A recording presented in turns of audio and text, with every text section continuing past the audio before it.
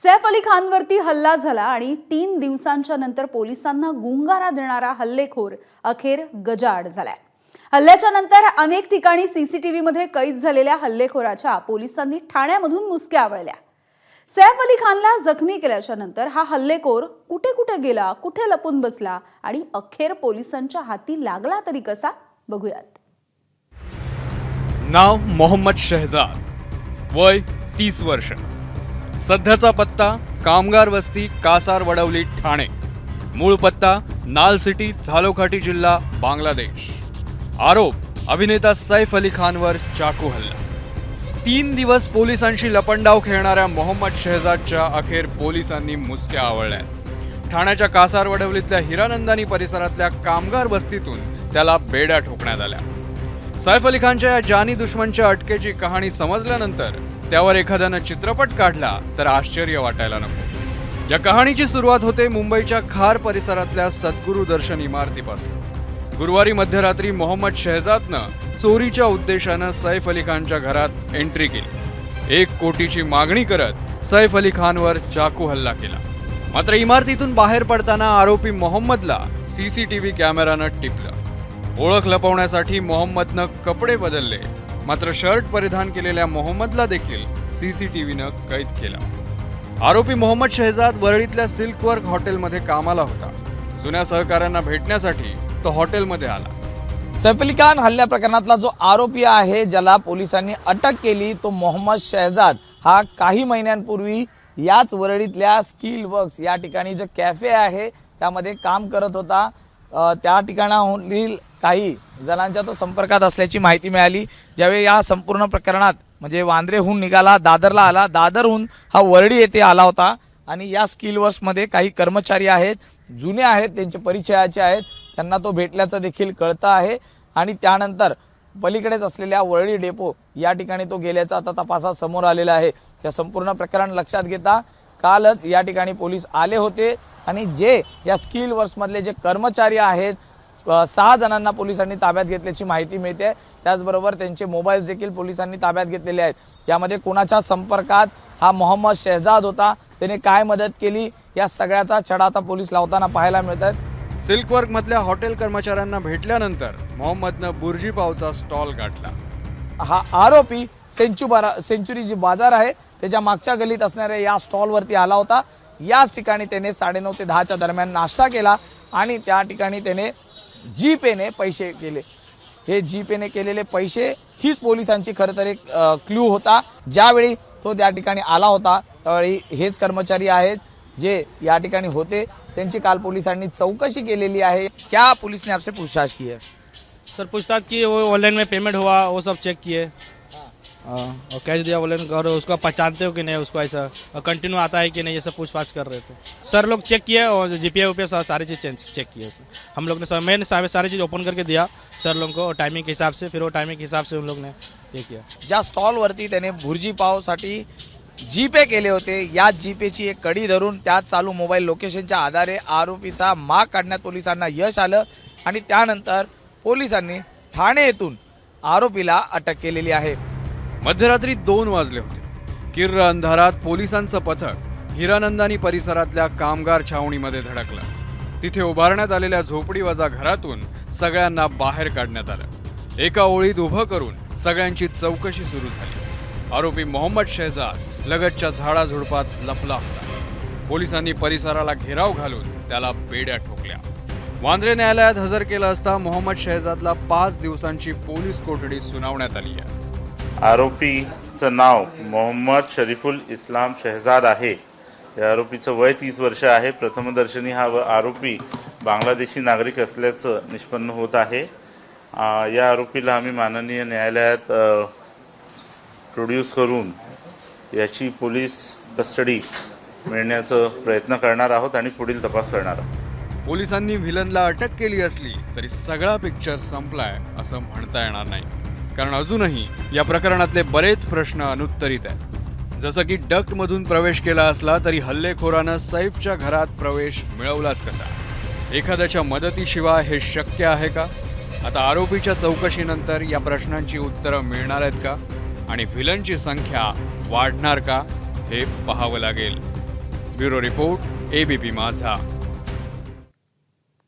तर सैफ अली खानवरती हल्ला करणारा हा आरोपी बांगलादेशी असल्याचं समोर आलंय आणि या धक्कादायक माहितीच्या नंतर सैफवरच्या हल्ल्याच्या या प्रकरणाला एक वेगळंच वळण लागलेलं दिसतंय. बांगलादेशी घुसखोरांची वाढती संख्या ही पुन्हा एकदा चिंतेचं कारण ठरतेय आणि यावरून आता राजकीय आरोप प्रत्यारोप सुद्धा सुरू झालेत. बघूयात.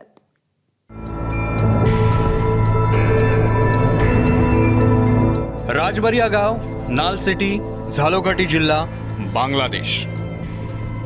मुंबईपासून थोडं नव्हे तर तब्बल 2112 किलोमीटर दूरवरचा हा पत्ता आहे मोहम्मद शहजादचा. मोहम्मद शहजाद अभिनेता सैफ अली खान प्रकरणी पोलिसांनी अटक केलेला आरोपी. मोहम्मद बांगलादेशी असल्याचा संशय पोलिसांनी व्यक्त केला. हा व्यक्ती अटक याला ज्यावेळेस आम्ही केली त्याच्याकडे जी विचारपूस केली त्या अनुषंगाने त्याची जी उत्तरं आणि त्याच्याकडे जे काही साहित्य मिळालेलं आहे त्या साहित्याच्या अनुषंगाने प्रथमदर्शनी असं वाटतोय की हा एक बांगलादेशी नागरिक आहे. त्या अनुषंगाने आम्ही पुढील तपास करत आहोत. आरोपी मोहम्मद शहजादचं बांगलादेशी कनेक्शन उजेडात आलं आणि तिकडे राजकीय टशन सुरू झालं. पोलिसांनी मोहम्मदला अटक करण्यासाठी ठाण्यातल्या ज्या हिरानंदानी परिसरात कारवाई केली त्या ठिकाणी भाजप नेते किरीट सोमय यांनी मोर्चा वळवला. ये सगळे बांग्लादेशी है. यहाँ पर बांग्लादेशियों को कंस्ट्रक्शन कॉन्ट्रैक्ट करके रखा गया है. इधर आ जाओ,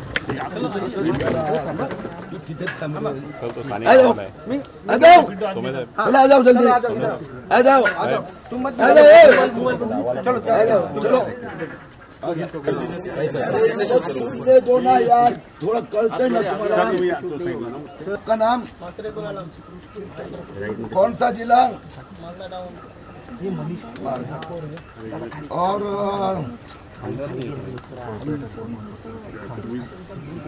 आपका क्या नाम बताया? सदाम बहादुर यादव.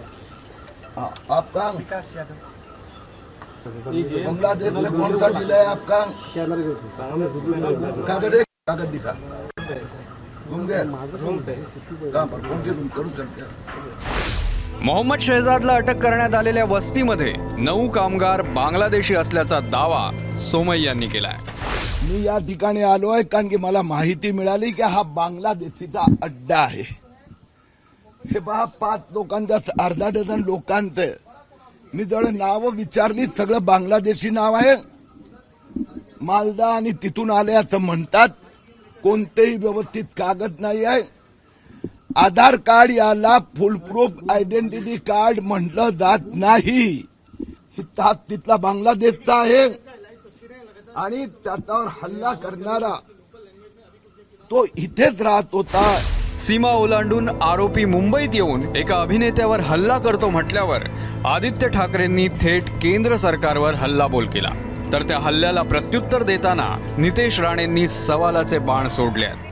खरोखर ते रोहिंगे असतील तर केंद्रीय गृहमंत्र्यांना प्रश्न विचारणं गरजेचं आहे, कारण हे त्यांचं फेलियर आहे. जर देशात आपले रोहिंगे येत असतील असे, गेले 10 वर्ष भाजपचं सरकार आहे, तिसरी टर्म सुरू झालेली, बहुमताचं सरकार आहे, आणि हे होत असताना जर दुसऱ्या देशांमधून असे घुसायला लागले, मग केंद्र सरकारची नक्की जबाबदारी काय आहे आणि हे फेलियर आहे का केंद्र सरकारचं, हे देखील आम्हाला सांगणं गरजेचं आहे. कारण ही फारच गंभीर बाब आहे. जर असं खरोखर व्हायला लागलं असेल तर याच्यावर कुठे ना कुठेतरी प्रधानमंत्री महोदयांनी देखील उत्तर देणं गरजेचं आहे. या सापांना दूध पाजणारे लोक ना आतापर्यंत BMC मध्ये सत्तेमध्ये होते, त्यांना मतदान केलेल्या खासदारांची मतदारांची यादी बघा. ते खरंच मुंबईचे आहेत का? किती स्थानिक मुंबईकर आहेत? उबाटा असो आणि या काँग्रेसवाल्यांचे जे काही खासदार निवडून आलेले आहेत ते कुठल्या पॉकेटमध्ये निवडून आले आहेत त्यांच्या मतदार यादी जरा तपासा. म्हणून आज सैफ अली खानच्या घरात गेलं, उद्या मातोश्रीच्या आतमध्ये कोण बांगलादेशी घुसला, मग तरच कळणार का या लोकांना की नको नको बांगलादेशी नको. हल्लेखोराच्या बांगलादेश कनेक्शन मागे रोहित पवारांना पालिका इलेक्शनचा वास येतोय. सैफ अली खान हल्ला करणारा जो आरोपी आहे तो संशयित बांगलादेशी असल्याचं मुंबई पोलिसांचं म्हणणं आहे. कोण आहे, कसं आहे हे आपल्याला पकडल्यानंतर तिथं कळेल. मग जर मोठे नेते आणि कलाकार आणि हे प्रसिद्ध VIP लोकच जर सेफ नसतील या महाराष्ट्रामध्ये, तर गरिबाचं आणि सामान्य लोकांचं काय होणार? त्याच्यावर चर्चा होण्यापेक्षा पोलिसांनी आता वेगळी भूमिका घेत या सगळ्या गोष्टीला आता कुठेतरी वेगळ्या दिशेने घेऊन चाललेत. मग असं म्हणावं लागेल की हा जो मारेकरू आहे आणि हा विषय थोडा बांगलादेशकडे जो घेऊन नेला जात आहे, मग आपल्याला म्हणावं लागेल मुंबईचं इलेक्शन जरा जवळ आलेलं दिसतं. आरोपी मोहम्मद शहजाद हा बांगलादेशी असल्याचा आरोप खरा असेल तर ही गंभीर बाब आहे. कारण मोहम्मद शहजादनं मुंबई आणि ठाण्यातल्या हॉटेलात काम केलंय.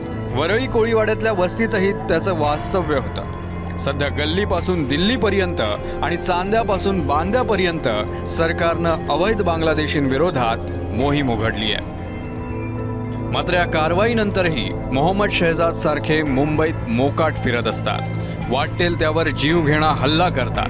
थोडक्यात काय तर बांगलादेशींविरोधात जी काही कारवाई सुरू आहे ती तोडकी आहे. सूरज सावंत, अक्षय भाटकर आणि प्रशांत बडेसह ब्युरो रिपोर्ट, एबीपी माझा, मुंबई.